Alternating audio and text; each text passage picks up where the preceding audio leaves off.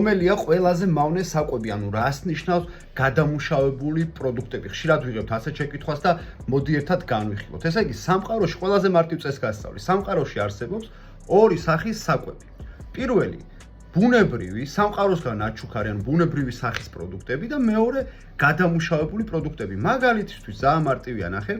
ხორცი არის ბუნებრივი ჯანსაღი პროდუქტი, ხო რომ სოსისი და ძეხვები არის მისი გადამუშავებული ფორმა, რომელსაც n რაოდენობით ქიმიკატები და მავნე ელემენტები აქვს. სიტყვაზე ხილი არის ნატურალური ბუნებრივი პროდუქტი, წვენები და სხვადასხვა რაღაცები არის გადამუშავებული პროდუქტი. ანუ წესი არის ასეთი.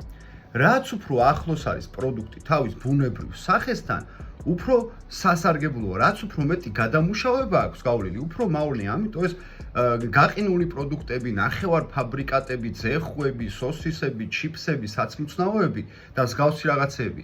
გირჩევ ამოიღე შენი რაციონიდან და თუ გაინტერესებს რა უნდა ჭამო, როგორ უნდა ჭამო და როდის ჭამო, გამოიწერე ჩვენი არხი და ბევრ საინტერესო ვიდეო შეხვდები ამ საკითხებზე.